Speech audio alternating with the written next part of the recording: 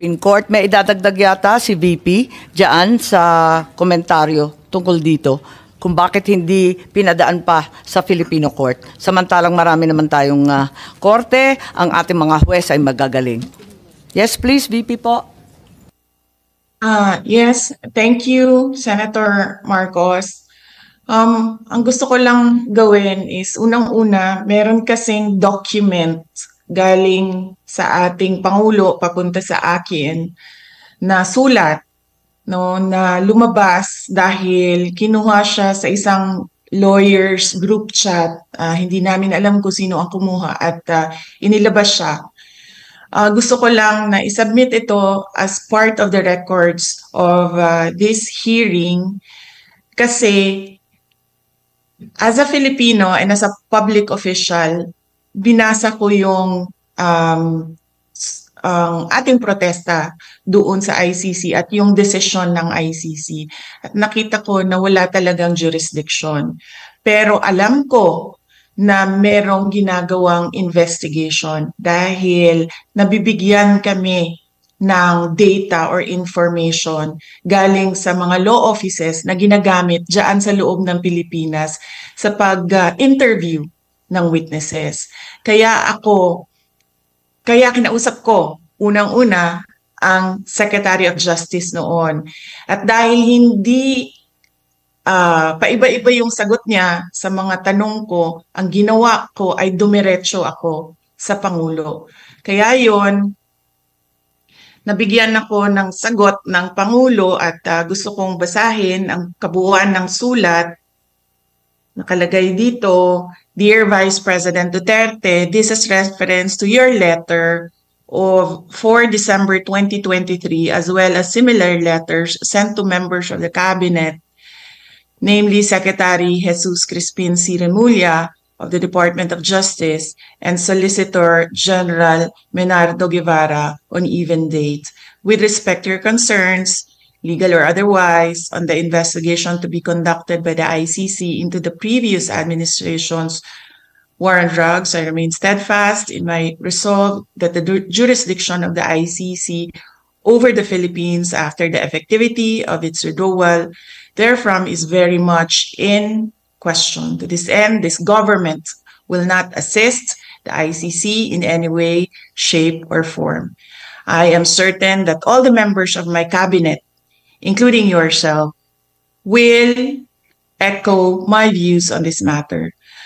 As it is my sworn duty, I will continue to defend and assert the sovereignty of the Republic of the Philippines at all times. Ngayon, naririnig ko po, sinasabi ng ating Secretary of Justice na mabibigyan siya ng panahon na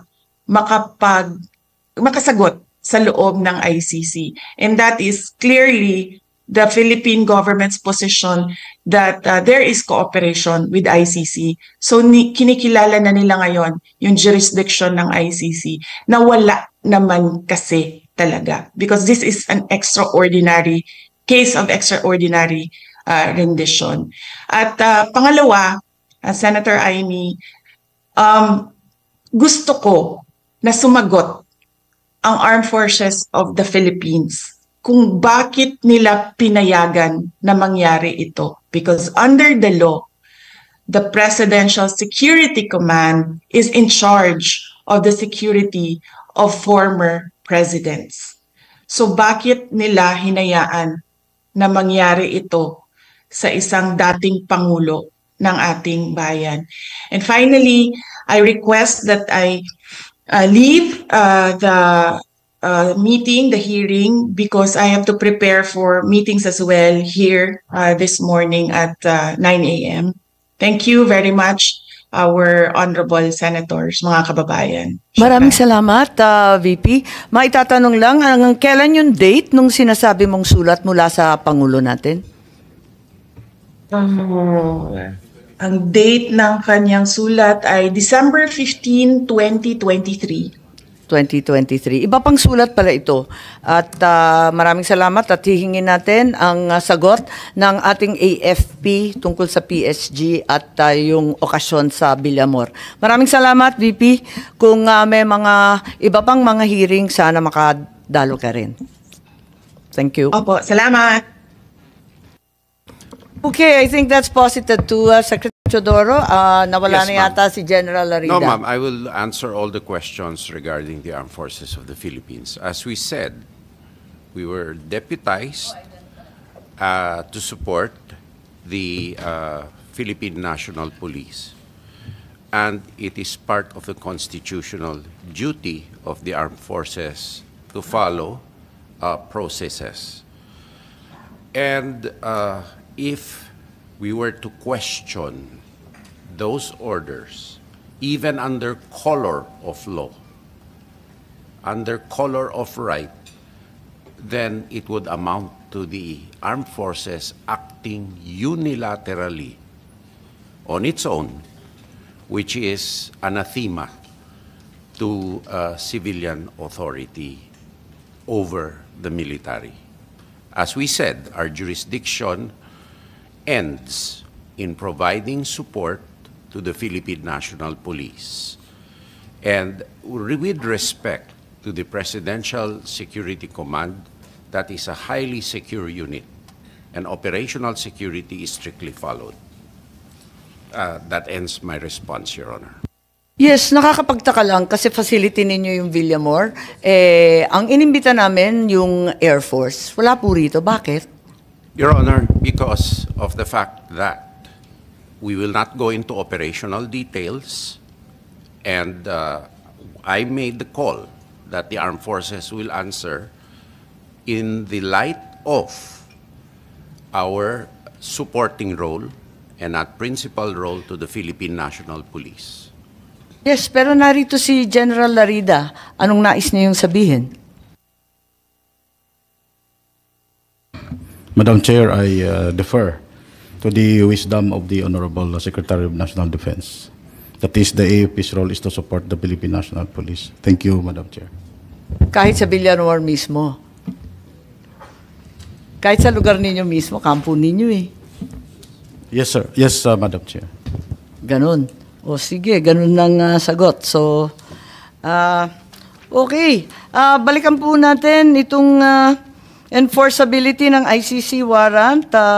Sa pakiwari ba ninyo yung nasa constitution natin, yung sinasaad ulit-ulit ng ating Professor Medina, Article 3, Section 2, na kinakailangan may arrest warrant issued upon discovery of probable cause by a judge, a Filipino judge.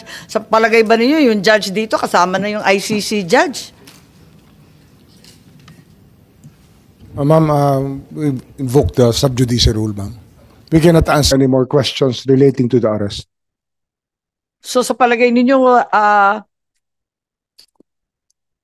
yung ICC, does it have any judicial power in the Philippines? Kasi di ba yung judicial power sa atin, ang klaro-klaro naman, Article 8, ang liwanag, di ba? Supreme Court and such lower courts, di ba? Recognized by the Republic Act 9851. Anong recognized ng 9851? Wala naman sinabi doon tungkol sa judiciary. International Tribunal. Sorry? International Tribunal, ma'am. Can I read the provision again into the record? No, we've read it and Yes. you're all very, very familiar. Yes. Opo. So, ang sinasabi nyo, ICC hindi po kasama. Yun lang, yes or no lang po. Basta sinabi yung International Tribunal, it belongs to that class, ma'am.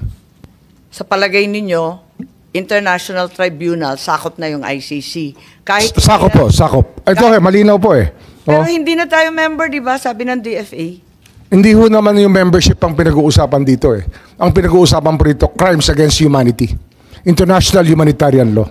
Pero nagkasundo na tayo. Murder po ito, murder, executions, extrajudicial killings. Ito po yung sinasakop ng IHL mo. Sige. Balik tayo sa Prosecutor General kasi agree to disagree na naman tayo. Even if Secretary Remulla in his budget hearing asserted that a local court action was necessary in order to enforce an ICC warrant, you proceeded to take part in the serving of the warrant and arresting PRRD. Andito ba yung prosecutor natin? Ma'am, he had to attend to something very important in the office. That's why I was the one who So you volunteered to go confirm there. that even though there was no local court action, you went ahead with this anyway? Yes, ma'am. Yes, of course you can. Confirm. But ma'am, can we lessen our discussion on this because it's sub judice, ma'am. It's a subject of a habeas corpus case in the Supreme Court, which the children of the former President Duterte themselves filed. Yes, we're well aware of the consolidated cases. Was this warrant presented to PRRD at the time he was arrested? Kasi may katanungan, di ba? At may sinasabi si Attorney Medialdea na hindi daw pinakita sa Pangulo. Pwede bang may sumagot? Si General Torre, mukhang kabisado niya. Siya yung nasa video eh. Again, ma'am? Hindi. Yung warrant nung natanggap ninyo yung warrant, naipakita ba yung ICC warrant sa Pangulo? Kay Pangulo Duterte, pinakita ba ninyo sa kanya? Nung inaresto siya, di ba, obligado kayo magpakita ng warrant. Yes, ma'am. Anong pinakita nyo? Right at the tube, ma'am, the Yusik Nikiti, together with PG Fadulyon, together with me, gave them the electronic copy through retired General Munti Agudo, ma'am, because that's their condition. They don't recognize the diffusion order. They really want to have a copy of the warrant. That's why a soft copy was given to them on the tube.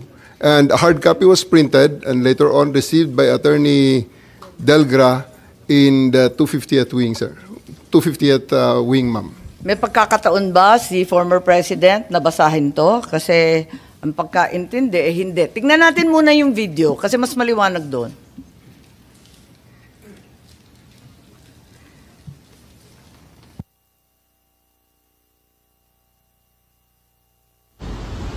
Pag umaresto ka ng tao, pag inaresto ka ng pulis, pwedeng hindi dala ng pulis ang warrant mo?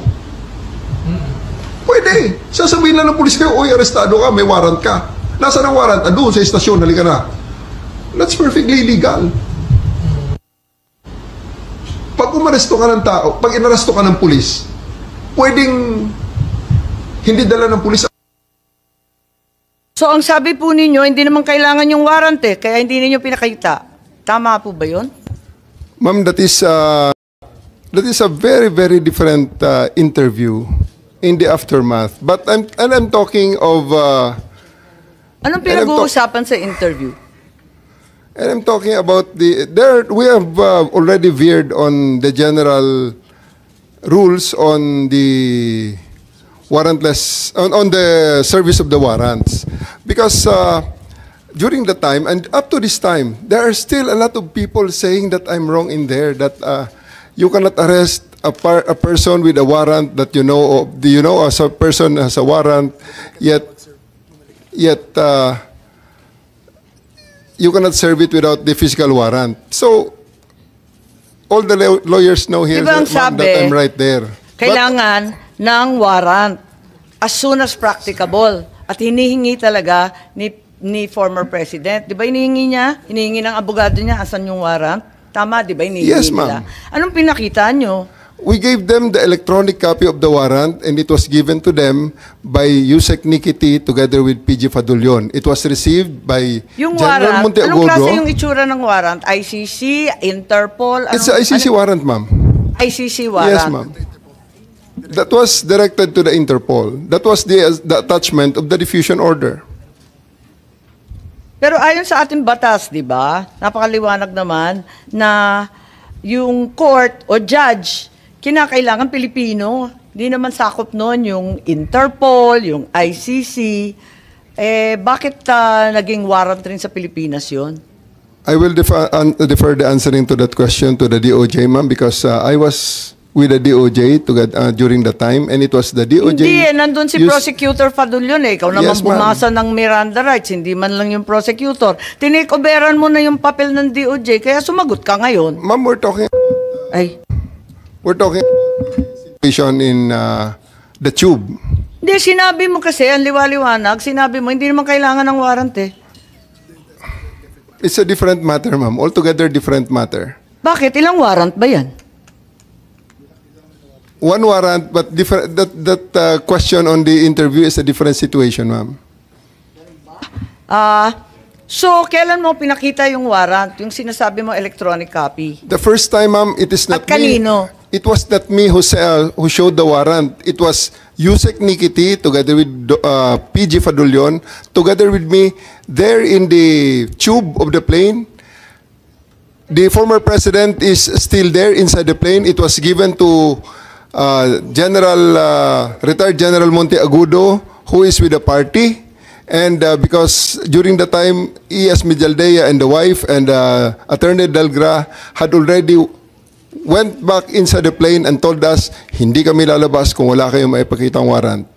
Kaya nga, so, when was the accused finally shown the warrant of arrest? Di ba dapat as soon as practicable ang sinasabi? Kailan mo pinakita mismo kay former president?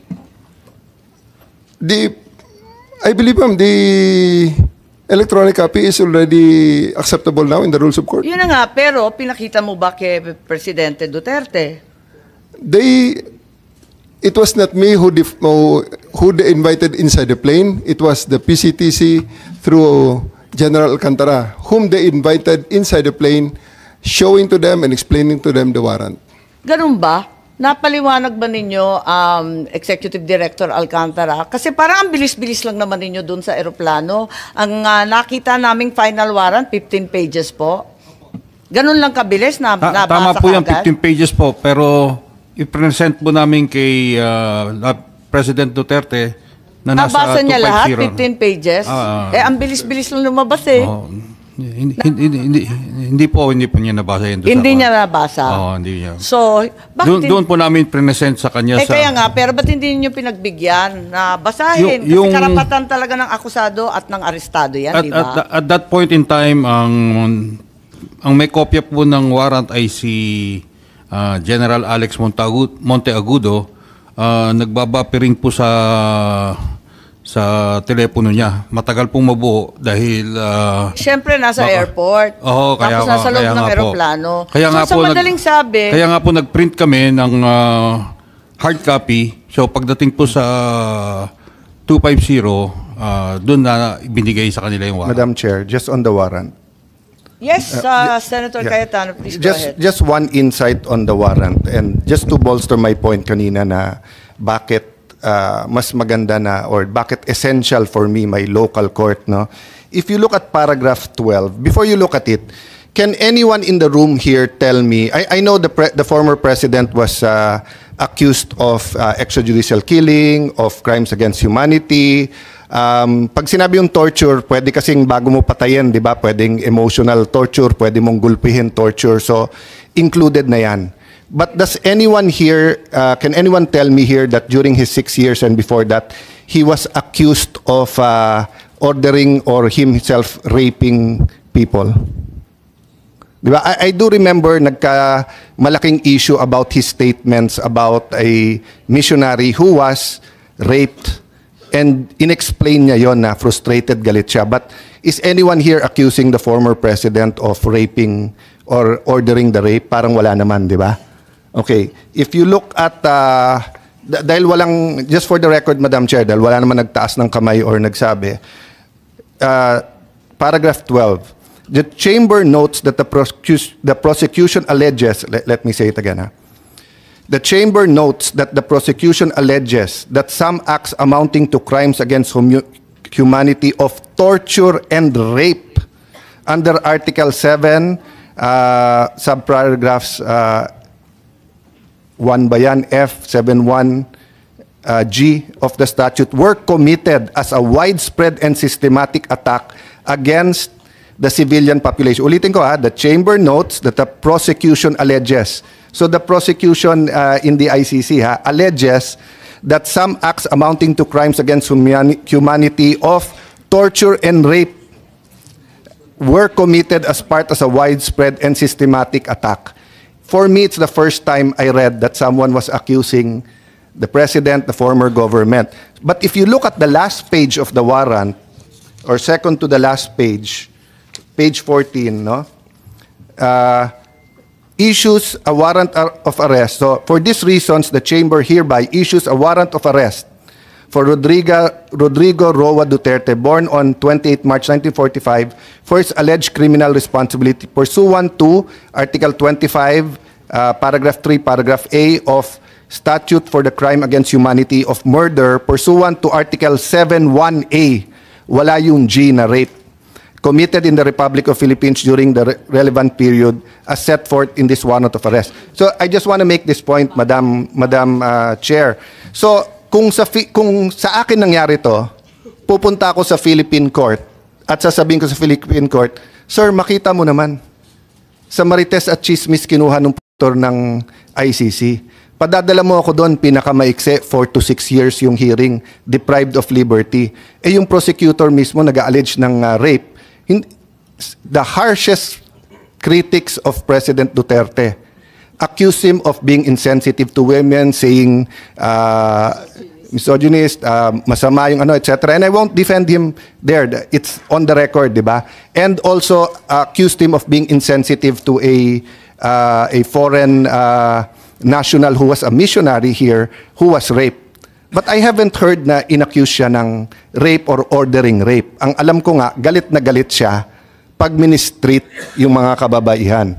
So, dun pa lang, questioning ko to before a Philippine judge. Kasi, kawawa naman ako pag nandun. So that's my point. So, the second point I just want to make kay SOJ is, I personally will respect its sub judice because this case in the Supreme Court is so important. But just for the record, nag-rule na rin, kung hindi ako nagkakamali, nag-rule din ang Supreme Court dyan na we cannot stop the hearing or we can continue kahit na sub judice. But he's not asking naman to stop the hearing. He's just saying, can we be sensitive to that? Because they're going to have to put their position on paper and present it before the Supreme Court. So, mamaya, Madam Chair, more factual na lang yung mga tanong ko rather than issues para yung facts naman, SOJ is not naman under dispute, di ba? And will help us pa nga sa doon.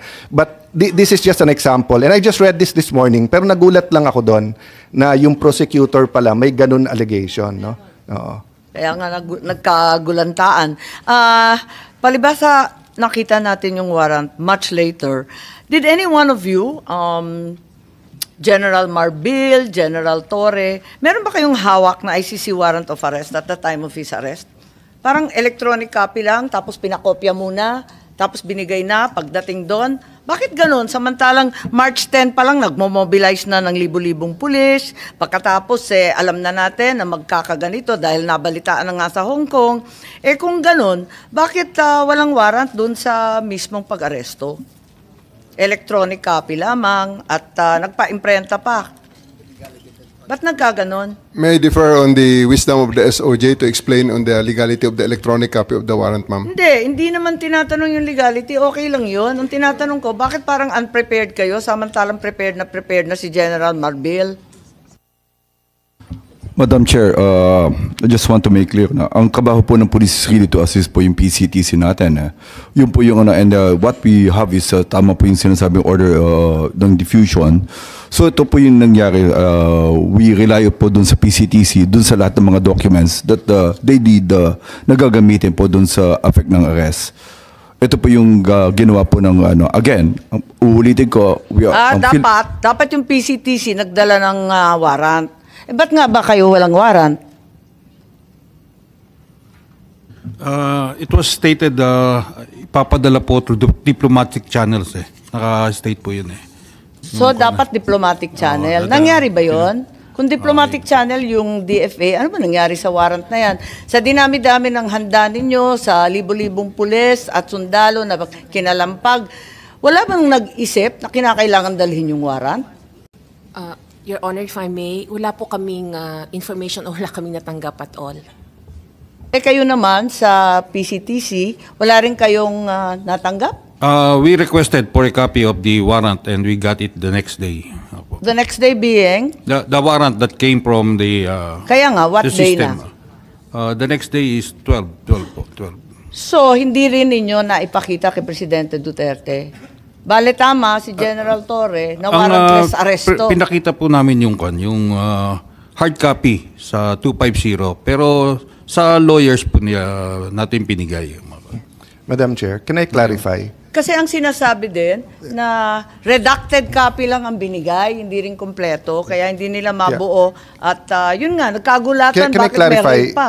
Can I clarify that, sir? It was a sealed warrant, correct? Hindi. Hindi po. hindi. Electronic yung nakuha po na... No. Ano ang Department. pinadala ng ICC? Kasi parang sa ibang news report, sabi sealed. Pag sealed kasi, hindi dadaan ng DFA yon. So yun nga ang question. What was sealed, sir, was the warrant of arrest was sealed Okay. before March 11. Yes. Tapos kanino, sir, pinadala? Sino magbubukas noon pag Well, sealed? when they demanded a copy of the warrant, we relied on our fail-safe mechanism. We have a fail-safe mechanism to make sure that the documents are secure in our possession. So it's the DOJ that produced the warrant. Hindi sa may bias ako sa DFA, but I've worked with these people. Kasi pag sealed, may option na hindi padaanin sa kanila. At kahit pinadaan sa kanila, I don't think they have the authority to open it. Diba? Yes, but we had to use our fail-safe because the PCTC could not produce the warrant, so we had to use our fail-safe. But once naman it's opened by the proper authority who's allowed to open it, diba, to unseal it, then, syempre, Philippine law na. Ipapakita mo talaga dun sa na... Yes, we showed it to the president and to his lawyers. Teka, mapapaliwanag lang ako. Tell me candidly, at the time you apprehended PRRD, nung inaresto si former president, yung ICC warrant, nasa inyo na ba, General Torre? Yung totoo. Kasi you're under oath, alalahanin po Yes, ninyo. ma'am. It is with us. It was already with you. Yes, ma'am. Electronic. Yes, ma'am. Electronic. Wala Yes, kayong ma'am. official copy? Electronic walang, copy, ma'am, hard given copy? electronic copy given to me by Yusek Nikiti of the DOJ, ma'am. Sa DOJ. Sa inyo, kasi parang nagtuturoan kayo, sabi ninyo, na dapat yung PCTC ang nagbigay. Pero wala kayong binigay. Sabi ninyo, dapat DFA. Nalilito po ako. Hindi po. Hindi po nagtuturoan. We had the copy of the warrant, that electronic copy of... Dinami-dami Yusek nang P. nag-aresto kay Presidente. Walang nag-isip na kinakailangan bigyan ng kopya na hard copy, opisyal, at talagang... binigyan po namin sa... Saan? Saan at 250 po, kailan? binigyan po namin. Nung ma-print na po yung hard copy... Saan yun? Sa 250 po. Sa Villamor? Meron po, meron. Ano yung 250 po? Sa Villamor po, Villamor. Binigyan po siya ng kopya, hard copy po.